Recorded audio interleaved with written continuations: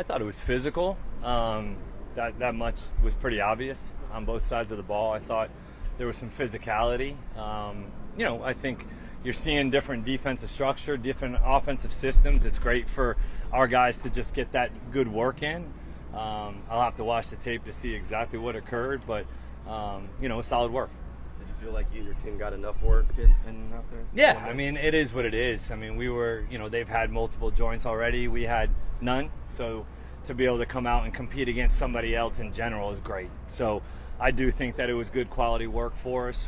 Could we have been able to go more just because we're not sure what we're going to do with this next game? Yeah, probably, but it's good to come out of it healthy as well. How do you weigh what you see out here compared to what you've seen just when it's your team versus your guys? Yeah, I think you're out of a different comfort zone when you're against somebody else, right? In a different arena, seeing different things. And so maybe things that maybe can get let go in practice when you're just going against each other, well, it's not going to fly. Somebody else is going to probably take advantage of it. So, that was a couple good learning lessons for us in the red zone on both sides of the ball. So it was good.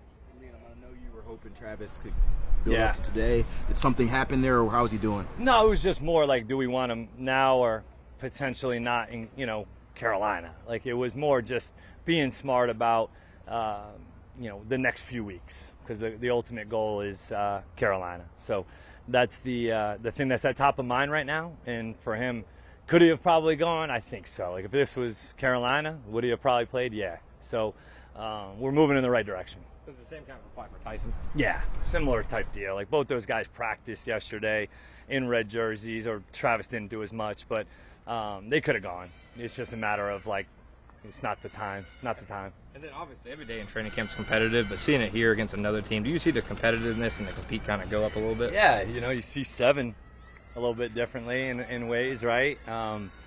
Which is something we've obviously been told and have seen as well in different points during camp. But you can definitely see his uptick change a bit, which was nice to see.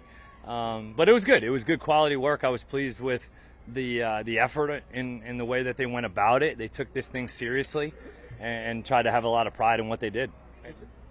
Your first joint practice as a head coach, was it important for you just to get one in this year and just see how you want to kind of do it moving forward? Yeah, absolutely. Like, we had a schedule planned, and then that schedule got changed. So you have to be able to navigate all these things. And when you get we went against them last year in joint in Tampa, so I kind of knew what it was going to be in a lot of ways.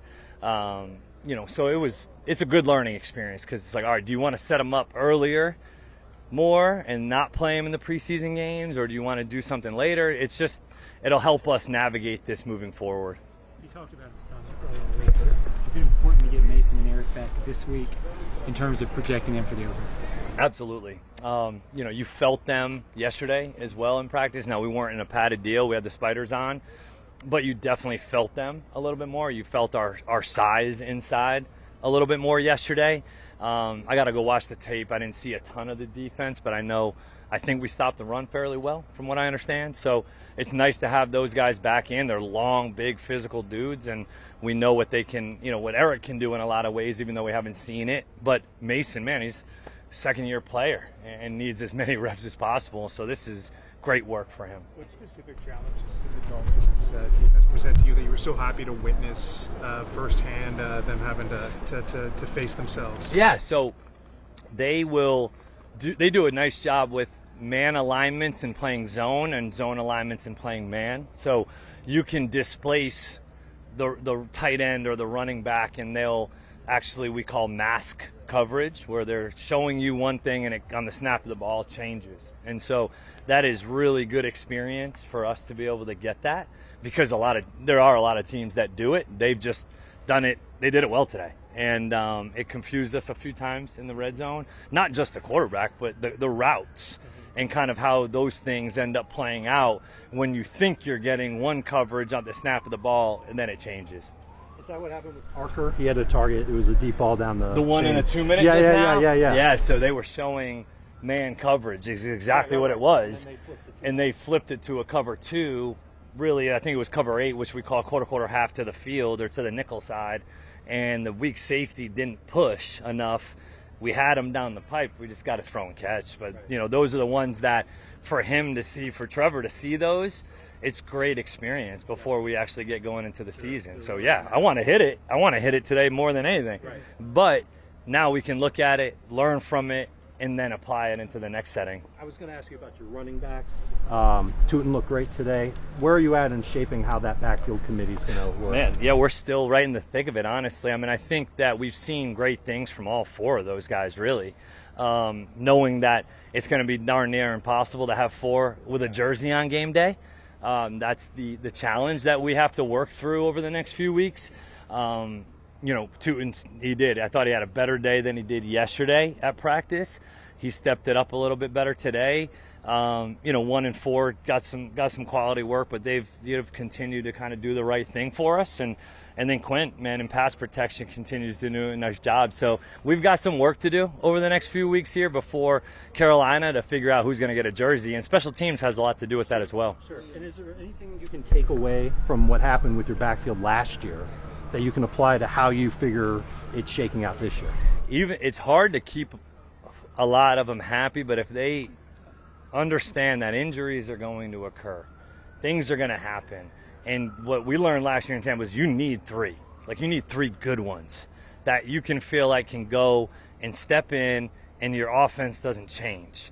That is kind of what we were trying to do with, acquiring those 2 in the draft, was make sure that we have a stable.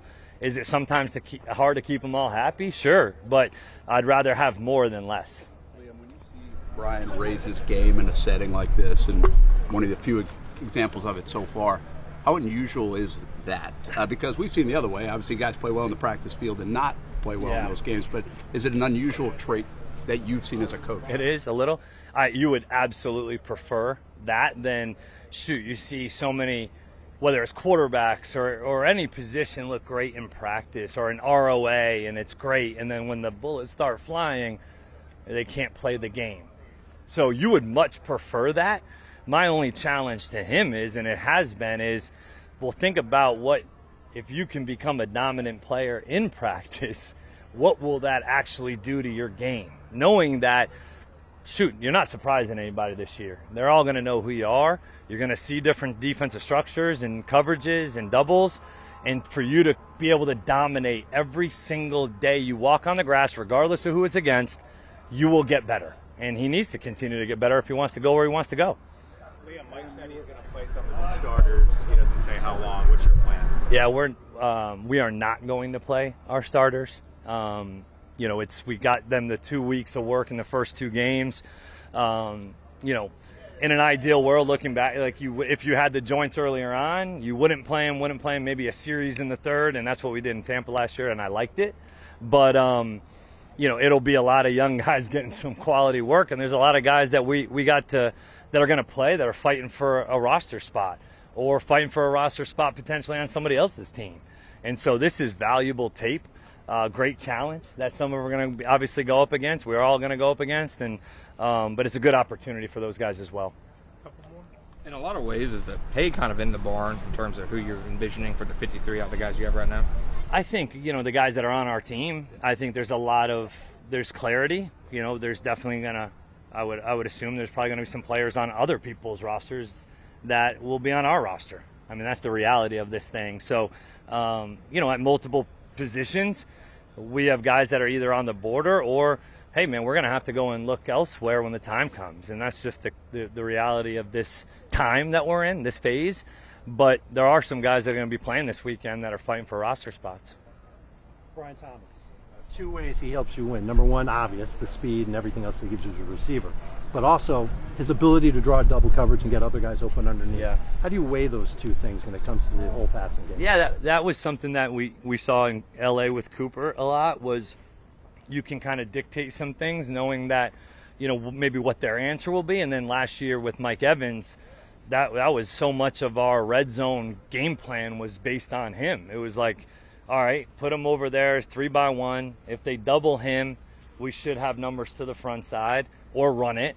If they single him, well, the ball needs to go there. And that was a lot of kind of what we tried to do, whether it was red zone, 3rd down, whatever it is. So it's a challenge for him. It's a challenge for us as coaches to be able to, okay, he is getting doubled. We need to move him so that he doesn't get a double, or let's use him as a decoy here to get somebody else a matchup that may be favorable for us. Speaking individually, there was a couple throws I missed, and then just a couple miscommunications. And it's good to go against a different defense. We've been going against our defense all camp, so just to see different looks, different disguises, to have to really play each play as its own and go back to some of our base rules is good for us as an offense, and kind of just measuring stick, like, hey, this is where we're at. This is kind of what we showed today. Let's learn from it and get better. So I think that's just an honest assessment of today. There's some stuff to clean up, but I thought guys competed hard, flew around. Just got to clean up some of the details. What type of new challenges did the Dolphins defense present to you that you were kind of happy to see because you haven't faced someone else yet? Yeah, they do some great stuff. I think just some of the disguises they do, you get used to playing against your own defense and you see kind of the same disguises, so you start to pick up on certain things and you can protect it. But when you're seeing things for the first time, because you can't really game plan all the time when it's preseason and joint practice, you don't know what they're going to do. They could do new stuff. So coming out here, just like, that's why I said having to play and then react to, sometimes you get in some bad situations because you might have sent the protection one way, they bring the pressure the other way, and then what do you do from there as a quarterback with the ball, but also guys running their routes? How do they run their routes, speed them up, all those things? And we had some great looks, that didn't all go our way, but that we'll learn from. Trevor, you've been through 5 of these camps now. How do you process the ups and downs, the sloppy play versus the good stuff, and how you feel going now into the regular season with the games and camp done? I feel good. I think the work we've put in will show during the season, the work we put in during camp. Today wasn't our best showing, but Grant made a great point to the quarterbacks after practice. At the end of the day, we're not going to be judged on how today went. That this is just today, and you put it in a box, you learn from it, you move on. That doesn't determine what we do in week 1 versus Carolina, just like tomorrow won't determine necessarily what we do in Carolina. It's just an accumulation of all the days and taking all the information in and learning from it, growing from it, and understanding that it's all making us better to get us to a place to where by week 1 we're ready to go. And there's, we're counting down the days now. There's not many more practices left. So he made a great point of just, making every rep count. And that doesn't mean that it's going to be perfect, but really learning from it and being focused and dialed in and having a standard for how we play. How do you balance that, when you're kind of counting down the days to week 1, but there's still a lot of work left to be done? Yeah, it's just taking it one day at a time, truly. I mean, it's cliche, but it really is. That's what you have to do in camp when you feel the season right around the corner. And kind of now we're going to be after this game against Miami, we'll be in that little awkward phase right between like game planning and camp, like you're right in between it. So I think the good teams take care of business that week and really find ways to get better. We might not start game planning, we might start game planning a little bit, but make those reps count and take care of our bodies and really maximize all the days that we do have. Liam talked a little bit about Brian's ability to step up when there's real competition going on out there. Yeah. Is that something you trust now? Yeah, for sure. I mean, you've seen him do it enough. I think there's, you've just seen the guy make a ton of plays when it matters, and when the lights are bright, I guess, so to speak, he comes to play, and guy I have a lot of trust in. I think our relationship has grown a lot this offseason in this camp. So it's exciting to feel that relationship coming along, and not just on the field but off the field, because I think it all ties in together. The more you know someone, the more chemistry you have, the more you can talk to someone a certain way, see what's going on. And I think that's been one of the best parts about camp for me, is building those relationships with guys like Brian and guys like Travis, and Parker's been here, but Diami, like guys that are newer. I think it's been really good. It can obviously be a grind. How do you feel physically coming off all the stuff of last year, and how do you feel like you're throwing? I feel really good. Physically, I feel very good. The shoulder, haven't had any issues. The rest of my body feels good. I think I've thrown it really well in camp. Like I said, missed a couple today. We'll go back, watch the tape, see some of the fundamentals can sometimes get a little out of whack when you start seeing some different pressures and stuff. So it'll be good to learn from the tape. But I really feel like I'm throwing it well, and just got to continue that, going into week 1. And like I said, take care of my body. And coach has done a great job with the camp schedule. I think he's pushed us, but he's kept us fresh enough to where we still get good work and guys are ready to roll and feel fresh. Things got chippy a couple times. Is it kind of a positive, without it going too far, to see that edge and that kind of competitiveness when you see a team on the other side of you guys? For sure. I mean, there's times where you got to get the work in, and it's like, all right, guys, let's get some work in, But that goes both ways, and I think if that's something you want in your team, you're not going to get pushed around. So you never want to encourage fighting, but they're all. Can you guys hear me still? I don't know. That's probably messing us up. But every team should be saying the same thing. It's like you don't encourage fighting, but if someone's going to fight, you don't just let that happen to your teammate, let that happen to yourself. You're never the nail. So I think both teams kind of showed that today, and you see some pushback, and that's fine. Like, we got to keep it between the lines, but there's going to be some of that, and I think that's part of this sport. It's a violent sport. You mentioned how valuable like each one of these reps is, but for a guy you're trying to get the timing down with, like Travis Hunter, who's missed a couple of days. Yeah. How valuable is the time? I know he's kind of been getting those mental reps on the side, but how much, I guess, extra work are you gonna have to do to kind of make sure that you're there with him when it cranks up? Yeah, I think we've gotten a lot of extra work just throughout the off season, after practice, whatever, because he's been doing both. So there's days where we miss some reps, so we've been trying to keep up with that already, but even more so now that he's missed some time. So hopefully we'll get him back out there running around really soon and can kind of make up some ground that we might have missed. I mean, the offense is in, so I wouldn't say he necessarily missed a lot installation-wise. We've already put everything in. It's just more so getting him back used to hearing everything, because when you're out for a little bit, sometimes the brain gets a little foggy. So just making sure he's sharp and ready to go. And then there is a couple routes that we haven't got to throw a ton of this spring just because of the limited time. So just working those on air, really, just timing stuff. Then when it comes to man coverage and him going and winning and making a play, I'm not as worried about that. I just got to give him a good throw. You had mentioned earlier just about building a relationship with guys on the field. I'm curious, being that it's the first off-season, first training camp, first preseason with Liam, just how your relationship has been built over this time. What, me and Liam? Yeah, it's been awesome. I think just the communication. He's very forward, up front. The way he communicates is very direct. It's been awesome having him around. He talks to me between a lot of plays at practice, after practice. He'll pop in our room. We'll talk about stuff. I think obviously there's something to that. It's getting on the same page as your head coach, one, but also he's the play caller too. So like those things that relationship's really important, and knowing how that back and forth goes, because there's some things that you might see a little bit different because I'm the one playing. He sees it from a wider view, and we've had some good instances where we've had to talk about some stuff where it's like, I didn't really see it that way, and then we get on the same page. So that's what camp's for. That's what the off season's for. Iron out some of those things, and he's been awesome. He's taught me a lot about ball, and excited to really start the year. Good. Thank you all. Appreciate it. How much can you learn about the defense, your teammates, the whole group as a whole competing in an atmosphere like this? Yeah, how resilient they are. It was hot. We were doing special teams, and the periods was coming fast. And then it was back to back to back. We didn't have the offense go, and then we went. It was just period, just us going. So the way they fought and went out there and handled business, I mean, it means everything, especially in this kind of environment. It was hot, muggy, and we just got after it. So I'm happy with what we did. Like I said, it's always something to improve. Always something that we can get better at. But I think we're sending it in the right way. Scuffles on day 2 of a joint practice. You guys got into a few. I mean, do you almost like to see? Yeah, I think Coach Liam likes that, man. He like a little scuffle, and then the excitement. We only get to see them once, so we got to get it in. So I was happy that guys were protecting each other, going over there, and not just letting guys go out there and fight for themselves. So just being together, that's really what it's about. Just making sure whatever we do is as a unit, and I was happy with that for sure. Do you look forward to practices like this, just knowing the competitiveness is going to be up a little bit? Yeah, I want to practice. I want to play against anybody, honestly. Just getting looks, sharpening my craft. That's something I always want to do. Just making sure that I'm ready for the season. I'm ready to go out there and compete with the best. So this is a good benchmark for us to see against especially our unit, against a fast group of good guys that can get the ball and be explosive. So I feel like we did pretty good. It seemed like Josh and Jourdan are in the backfield a lot. How much does it help you as a corner, just having guys like that up front? Everything. It disrupts the timing of the offense. It disrupt the timing of the quarterback, and make sure that he knows that he has time in his head. He got to get this ball out. So that means I can look at the quarterback, sit on a few routes and things like that.